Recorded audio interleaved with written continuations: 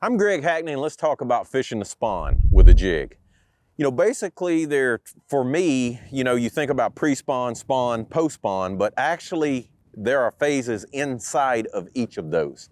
Basically the way I pick my jig is what stage those fish are in. So that early pre-spawn period can be a period when the water's, depending on what part of the country you're in, anywhere from say 45-degree water temp to 55. Let's just use that roughly.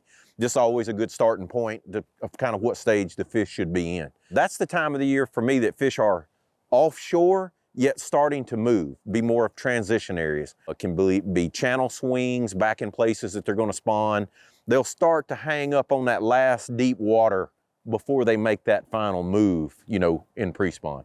I like a structure jig then. Basically, I like to pair my structure jig with a rage crawl. We're thinking depth-wise then most of the time, depending on the lake, 5 to 15. If you're on a lake with extremely clear water that time of the year, you might be fishing even as deep as 20 or 25. But most of the time, a 1/2 ounce to a 3/4 ounce structure jig paired with just a standard Strike King rage crawl. It's my favorite trailer on a jig. Pretty much on any jig I throw, it's my #1 trailer. There are certain situations when I will use a different one, but most of the time I'm gonna use a rage crawl. Now, with that being said, the next phase of pre-spawn for me is when that water is 55 to 65, and now these fish have made that move into spawning areas. Basically, what I'd like to look for then is the heaviest cover in the spawning area. It may not be the actual place that the fish makes the bed and spawns, but it'll be in the spawning area. It can be willow trees, it could be cypress trees, it can be mats, vegetation, boat docks. And then I like to target that stuff with a hack attack flipping jig. Depending on how thick the cover is, 1/2 ounce to 3/4, 3/4 being a littler on the heavier side. Maybe you're in the southern part of the United States, 1/2 ounce would be #1 choice. The next phase after that, those fish will leave that heavy cover and then they will get in more of a sparser area to actually spawn. And when they make that move, then I'll downsize my jig a little more, and I'll throw still be flipping a hack attack flipping jig, but I'll typically use a 1/2 ounce to a 3/8.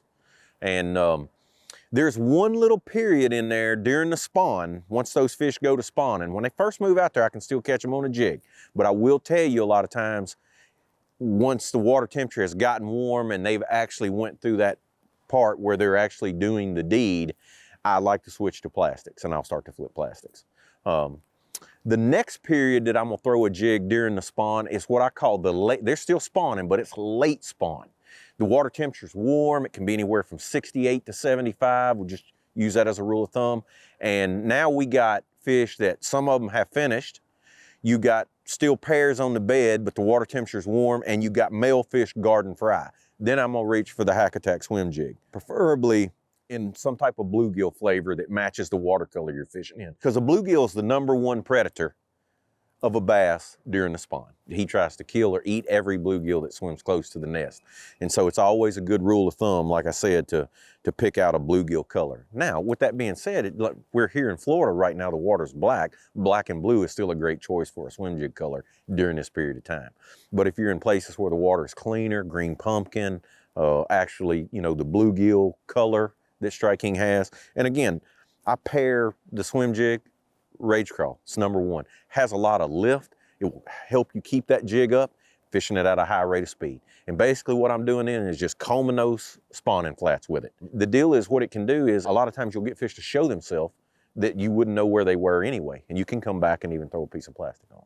Now, as that period of time goes away, we're basically just reversing the first part of the pre-spawn. The post-spawn, we're reversing out. So once the spawn is over and the majority of the fish are finished, again, I go back to look for that heavy cover in the spawning area. And a lot of those big females will move to that stuff and set up, and basically they're just resting. And what I like a big profile bait that's slow moving because they're not overly aggressive. They're just sitting there on whatever heavy cover was close by. And then I'll go back to throwing a hack attack jig, typically a 1/2 ounce then, because what I have noticed about those fish that time of the year, unless the cover is so thick you need to use a 3/4 or even a 1 ounce to get it in there, I like to put a lobster on the back. So we fished in through the spawn with just a standard size rage crawl.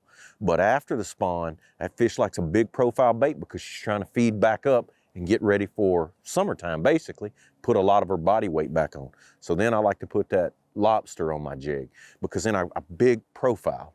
So we're basically doing that same route that we went in on the way out. So we fishing that heavy cover around where those fish spawned.